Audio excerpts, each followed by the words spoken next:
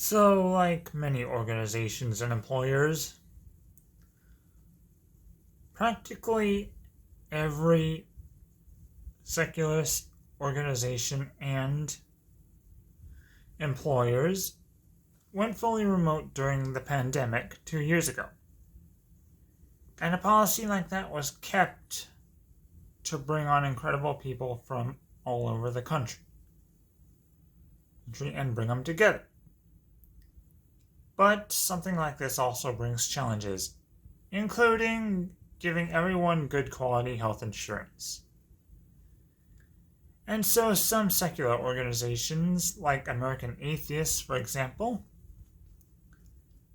have increasingly turned to licensed insurance brokers to help find affordable coverage that meets the needed standards in multiple states. But 7 days ago, in the last month, an insurance broker offered the American Atheist organization a health-care sharing plan from a Christian ministry. In an act of total stupidity. To look like insurance, the ministry advertises affordable copays and low deductibles, brags about a huge provider network, and claims its premiums are lower than traditional health insurance. But buyer beware. It's not insurance. It's a scam. And there's many of them out there. Health-sharing ministries don't cover the essential health benefits people expect and need when they buy health insurance. And it's what the federal government requires. These ministries cap the maximum amount they'll pay out in a year, even if you experience a catastrophic health issue. They have years-long waiting periods for people with pre-existing conditions. And here's another kicker: they discriminate. Whether it be against atheists, LGBTQ people, members of the wrong religion, or anyone who doesn't adhere to their strict statements of faith. Unlike actual insurance, these ministries aren't obliged to spend customers' premiums on actually providing healthcare. They're not actually doing so. They're not required to pay out your medical bills. They could deny you coverage for any reason. The only appeals process is to the ministry itself.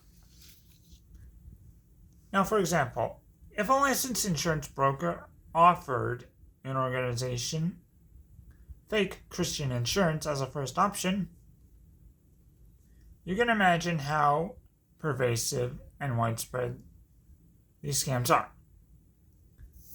These ministries engage in misleading advertising, and licensed brokers recommend them to customers without making it crystal clear that these products are not insurance. Buyer beware. More and more people are becoming aware of these scams, and good on them for doing so. But they are a massive and growing market. It's estimated that 1.5 million Americans are put at risk because of their deceptive practices and failure to provide actual medical coverage. Now, Congressman Jared Huffman, co-chair of the Congressional Free Thought Caucus,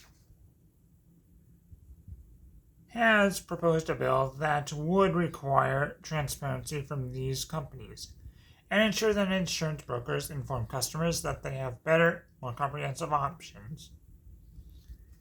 It's far too easy for consumers trying to navigate the complicated insurance marketplace to be fooled by these deceptive products that offer no real protection when an actual emergency happens. You have to know what to look for, but not everyone does the homework. These ministries have to be reined in. They're preying on the vulnerable and the unsuspecting, and businesses and abusing loopholes that offer these junk products that put Americans and people in general at risk. It's just one example of the dangers of providing loopholes and exemptions to religious entities in healthcare.